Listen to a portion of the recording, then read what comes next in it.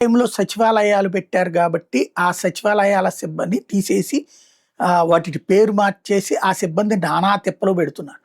జగన్ టైంలో వాలంటీర్లు అనేది మంచి పేరు వచ్చింది కాబట్టి వాళ్ళని నాశనం చేసుకొచ్చారు. వాళ్ళని సాంతం అసలు ఉపాధి పీకేశారు. ఇప్పుడు ఇట్లాంటిదే మరొకటి. ఇదివరకు ఇట్లా ప్రభుత్వ ఉద్యోగులు వేధించడం అనేది ఉండేది కాదు. ఇప్పుడు సాక్షి రాసుకొచ్చింది. జగన్మోహన్ రెడ్డి టైంలో ఎనర్జీ అసిస్టెంట్ల సేవలను విద్యుత్ శాఖ పనులకే పరిమితం చేయాలని సంబంధిత శాఖలకి ప్రభుత్వం మంగళవారం ఆదేశాలు ఇచ్చింది. జూనియర్ లైన్మెన్, గ్రేడ్ 2 కేడర్లో ఉన్న ఎనర్జీ అసిస్టెంట్లను జూనియర్ లైన్మెన్లుగా గుర్తిస్తున్నట్టు ఏపీ ట్రాన్స్కో మంగళవారం ప్రకటించింది. దీంతో వీళ్ళు నేరుగా జేఎల్ఎంలుగా మారుతున్నారు. ఫలితంగా ప్రస్తుతం నెలకు వస్తున్న 22,460 జీతం త్వరలో 30,800 చేరుతుంది. దీనికి ఇతర ప్రోత్సాహకాలు కలిపి దాదాపు 10,000 వరకు జీతం పెరుగుతుంది. ఎనర్జీ అసిస్టెంట్లకు విద్యుత్ శాఖ సంబంధం లేని పనులకి వినియోగించకూడదని అన్ని జిల్లాల కలెక్టర్లు, సంయుక్త కలెక్టర్, ఉప కలెక్టర్లు, మున్సిపల్ కమిషనర్లు, ఇతర అధికారులకు ప్రభుత్వం సూచించింది.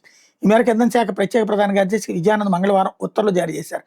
వాస్తవంగా వైఎస్ఆర్సీ ప్రభుత్వంలో 7,000 మంది ఎనర్జీ అసిస్టెంట్లకి సేవలు రెగ్యులరైజేషన్ చేస్తే వాళ్ళని విద్యుత్ సేవలకే పరిమితం చేస్తూ తాజాగా ప్రభుత్వం ఉత్తర్వులు ఇచ్చింది. జేఎల్ఎం గ్రేడ్ 2 కేడర్ నుంచి జేఎల్ఎంలుగా మార్చింది ఏపీ ట్రాన్స్కో. 10,000 రూపాయల జీతాలు పెరుగుతున్నాయి అన్నటువంటి సాక్షి రాసుకొచ్చింది.